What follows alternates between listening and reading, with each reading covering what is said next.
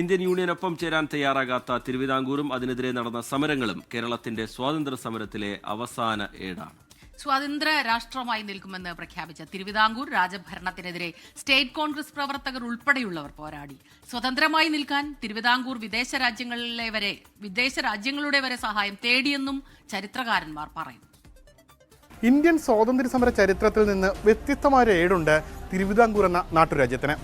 രാജ്യം സ്വതന്ത്രമാകുമ്പോൾ അതിനൊപ്പം ഒരു സ്വതന്ത്ര രാഷ്ട്രമായി മാറുമെന്ന് പ്രഖ്യാപിച്ച തിരുവിതാംകൂറിൻ്റെ രാജാവും ദിവാനും, അതിനെതിരെ പോരാടിയ സ്വാതന്ത്ര്യ സമര സേനാനികൾ, ആ ചരിത്രം കൂടിയാണ് കേരളത്തിൻ്റെ സ്വാതന്ത്ര്യ സമര ചരിത്രം. നിരന്തര പോരാട്ടങ്ങളുടെ ഫലമായി രാജ്യം സ്വാതന്ത്ര്യത്തിലേക്ക് നീങ്ങുന്ന കാലം. തിരുവിതാംകൂറിലെ ജനങ്ങൾക്കായി രാജാവിൻ്റെയും ദിവാന്റെയും ഒരു അപ്രതീക്ഷിത റേഡിയോ പ്രഖ്യാപനം വരുന്നു. രാജ്യം സ്വതന്ത്രമാകുന്നതിനൊപ്പം തിരുവിതാംകൂറും സ്വതന്ത്രമാകും. പക്ഷേ ഇന്ത്യൻ യൂണിയനൊപ്പം ഉണ്ടാകില്ല. തിരുവിതാംകൂർ സ്വതന്ത്ര രാഷ്ട്രമായിരിക്കും. അപ്രതീക്ഷിതമായി ജനങ്ങളെ ഞെട്ടിച്ചുകൊണ്ട് ദിവാന്റെ ആദ്യം രാജാവിൻ്റെ ഒരു റേഡിയോ പ്രക്ഷേപണം വരികയാണ്. തുടർന്ന് ദിവാന്റെ പ്രക്ഷേപണം വന്നു. അപ്പോൾ അതിനകത്ത് പറഞ്ഞിരിക്കുന്നത് ഇന്ത്യക്ക് സ്വാതന്ത്ര്യം കിട്ടുന്നതോടുകൂടി തിരുവിതാംകൂർ അതിൻ്റെ സ്വാതന്ത്ര്യം നിലനിർത്തും. ആവശ്യമുണ്ടെന്ന് കണ്ടാൽ കമ്മ്യൂണിക്കേഷൻസ്, അതുപോലെ വിദേശ നയം തുടങ്ങിയ കാര്യങ്ങളിൽ ഇന്ത്യൻ യൂണിയനുമായി ചർച്ചയാകാം. അതല്ലാതെ ഇന്ത്യൻ യൂണിയന് വിധേയമായിട്ട് പ്രവർത്തിക്കുമെന്നല്ല. വളരെ പ്രകോപനപരമായ ഒരു പ്രസ്താവനയാണ് ഈ പറഞ്ഞ ദിവാന്റെ ഭാഗത്ത് നിന്ന് ഉണ്ടായത്. നേരത്തെ അതുതന്നെയാണ് രാജാവും പറഞ്ഞത്. പ്രഖ്യാപനം നടത്തി വെറുതെ ഇരുന്നില്ല തിരുവിതാംകൂർ ഭരിച്ചവർ. ദിവാനായിരുന്ന ഹബീബുള്ളയെ പാകിസ്ഥാനിലേക്കും പരമേശ്വർ പിള്ളയെ ഓസ്ട്രേലിയയിലേക്കും ട്രേഡ് കമ്മീഷണറായി അയക്കാൻ തീരുമാനിച്ചു. ഇന്ത്യൻ യൂണിയനിൽ പെടാതെ സ്വതന്ത്ര രാഷ്ട്രമായി നിൽക്കാൻ വിദേശ പിന്തുണ തേടുകയായിരുന്നു ലക്ഷ്യമെന്ന് ചരിത്രം സാക്ഷ്യപ്പെടുത്തുന്നു. തിരുവിതാംകൂർ ചില ആപൽക്കരമായ കളികൾ കളിച്ചു തിരുവിതാംകൂറിലെ ഭരണാധികാരികൾ. അതിലൊന്നാണ് പാകിസ്ഥാനിലേക്ക് ഒരു ട്രേഡ് റെപ്രസെൻറ്റേറ്റീവായിട്ട് മുൻ ദിവാനായ ഹബീബുള്ളയെ നിയമിക്കാനായിട്ട് ആലോചിക്കുന്നത്. അപ്പോൾ ഹബീബുള്ളയ്ക്ക് ജിന്നയും ഒക്കെ ആയിട്ട് നേരിട്ട് അറിയാവുന്ന ബന്ധങ്ങളുള്ള ആളാണ്. അപ്പോൾ അങ്ങനെ ഒരു തീരുമാനം വരുന്നു. അതുപോലെ ഓസ്ട്രേലിയയിലേക്ക് ഒരു ഒരു പ്രതിനിധിയെ, ട്രേഡ് വ്യാപാര പ്രതിനിധിയായിട്ട് പരമേശ്വരൻ പിള്ളയെ നിയമിക്കാനായിട്ട് തീരുമാനിച്ചു. അപ്പോൾ അവിടെ ട്രേഡ് റെപ്രസെൻറ്റേറ്റീവായിട്ടാണ് നിയമിക്കുന്നതെങ്കിലും അത് ഇന്ത്യൻ യൂണിയനെ വെല്ലുവിളിക്കുന്ന ഒരു നടപടിയായിരുന്നു. എന്ന് മാത്രമല്ല, അപ്പോൾ മഹാരാജാവിനോട് തിരുവിതാംകൂർ പട്ടാളത്തിൻ്റെ മേജർ ജനറൽ തനിക്ക് കിട്ടിയ ഒരു വിവരം അറിയിക്കുന്നുണ്ട്. അതായത് പരമേശ്വരൻ പിള്ള എന്ന് പറഞ്ഞ ആളാണ് അന്ന് മേജർ ജനറൽ. ആ മേജർ ജനറൽ അറിയിക്കുകയാണ്, സ്വതന്ത്ര തിരുവിതാംകൂറുമായി രാജാവ് മുമ്പോട്ട് പോവുകയാണെങ്കിൽ ഇന്ത്യൻ ആർമി കൊച്ചി എയർപോർട്ടിൽ വന്നിറങ്ങും. കൊച്ചി എയർപോർട്ടിൽ വന്നിറങ്ങിക്കഴിഞ്ഞാൽ തിരുവനന്തപുരം എയർപോർട്ടിൽ ഇറങ്ങാനൊക്കുകയില്ല. കാരണം തിരുവനന്തപുരം എയർപോർട്ട് എന്ന് പറയുന്നത് തിരുവിതാംകൂറിൻ്റെയാണ്. എന്നാൽ കൊച്ചി ഇന്ത്യൻ യൂണിയനിൽ ലയിക്കാൻ തീരുമാനിച്ചു കഴിഞ്ഞു. അപ്പോൾ കൊച്ചി എയർപോർട്ടിൽ വന്നിറങ്ങും. അവർ അതിവേഗം ചേർത്തല വഴി തിരുവനന്തപുരത്തേക്ക് വരും. ചേർത്തലയിൽ കമ്മ്യൂണിസ്റ്റുകാരുണ്ട്. ആ കമ്മ്യൂണിസ്റ്റുകാരുടെ പിന്തുണയും ഇന്ത്യൻ ആർമിക്ക് കിട്ടും എന്ന വിവരം, തനിക്ക് കിട്ടിയ വിവരം ഈ മേജർ ജനറൽ പരമേശ്വരൻ പിള്ള അറിയിക്കുകയാണ്.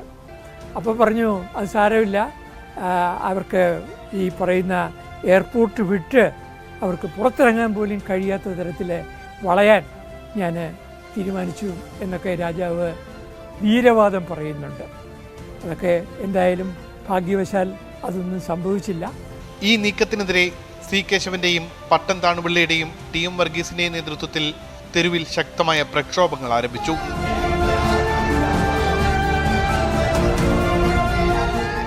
പ്രക്ഷോഭങ്ങളെ അടിച്ചമർത്താൻ രാജാവിന് വേണ്ടി സിംസന്റെ 5 രൂപ കൂലിപ്പട്ടാളം തെരുവിലിറങ്ങി. നേതാക്കളെ വേട്ടയാടി. സോഷ്യലിസ്റ്റായിരുന്ന NB കുരുക്കളെ കൊന്നുതള്ളി. ദിവാന് എല്ലാ നിലയിലും അവർ നടത്തുന്ന സമ്മേളനങ്ങളെ കലക്കുവാൻ വേണ്ടിയിട്ട്, അല്ലെങ്കിൽ അവന് ഗുണ്ടകളെ ഇറക്കുമായിരുന്നു. അതിനൊരു ഒരു പാരലലായിട്ടൊരു ഫോഴ്സ് തന്നെ ഉണ്ടായിരുന്നു. ആ ഫോഴ്സിൻ്റെ പേര് 5 രൂപ പോലീസ് എന്നാണ്. നാട്ടുകാരങ്ങനെയാണ് പറയുന്നത്. അതിന് സിംസൺ പട എന്ന് വേറൊരു വിളിപ്പേരും ഉണ്ടായിരുന്നു. ആനി മസ്ക്രീൻ എന്ന വനിതാ നേതാവ് അവർ താമസിച്ചിരുന്നത് ഇന്ന് അവരുടെ പ്രതിമ നിൽക്കുന്ന ആ തൈക്കാട്ട് കോളേജിനടുത്താണ്. അവരുടെ വീട്ടിലെ അർദ്ധരാത്രിയിൽ ഈ സിംസൺ പട്ടാളത്തിലെ ആൾക്കാർ പോയിട്ട് അവരെ അവഹേളിക്കുകയും അപമാനിക്കുകയും ചെയ്യുകയാണ്. അതുപോലെ തന്നെ കോൺഗ്രസ്സിലെ മാധവ വാര്യർ എന്ന് പറയുന്ന നേതാവ്, അദ്ദേഹം മലയാളി പത്രത്തിൻ്റെ പത്രാധിപരാണ്. അദ്ദേഹത്തെ മൃഗീയമായി അടിച്ച് ഒതുക്കി. ഇതിലൊക്കെ ഏറ്റവും നിർഭാഗ്യകരമായ സംഭവമാണ് NP കുരുക്കൾ. അദ്ദേഹം യൂത്ത് ലീഗിൻ്റെ നേതാവാണ്. Socialist youth league, communist youth league ഒക്കെ ഇവിടെ ആദ്യമായി ഉണ്ടാക്കിയ ആളാണ്. ആ NP കുരുക്കളിനെ ഒരു ദിവസം അദ്ദേഹത്തിൻ്റെ അമ്പലമുക്കിലുള്ള ബന്ധുവിൻ്റെ വസതിയിൽ അദ്ദേഹം താമസിക്കുകയായിരുന്നു. അദ്ദേഹത്തെ വധിച്ചിട്ട് ചിറ്റല്ലൂരിലെ കുളത്തിലെ പടവുകളിൽ കൊണ്ട് ശവം കൊണ്ടിട്ടു. ചിത്ര തിരുനാൾ ബാലരാമവർമ്മയ്ക്ക് വേണ്ടി ഈ നീക്കങ്ങളെല്ലാം മുന്നിൽ നിന്ന് നയിച്ചത് സർ CP രാമസ്വാമി അയ്യരായിരുന്നു.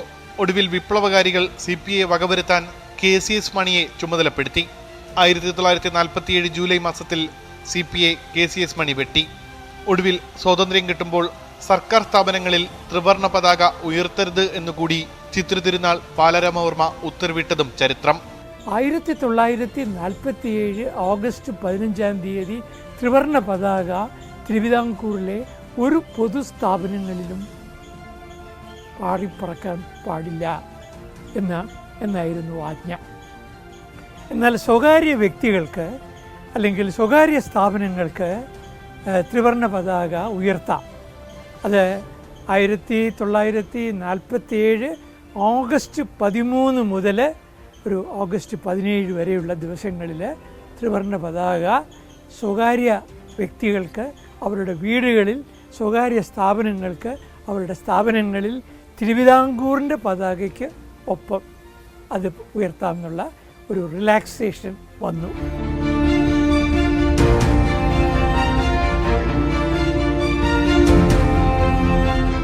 തിരുവിതാംകൂറിൻ്റെ സ്വതന്ത്ര രാജ്യമെന്ന സങ്കല്പത്തിന് ഏറ്റവും വലിയ തിരിച്ചടി ഏൽക്കുന്നത് ഈ സ്വാതി തിരുനാൾ സംഗീത കോളേജിൽ വെച്ചായിരുന്നു.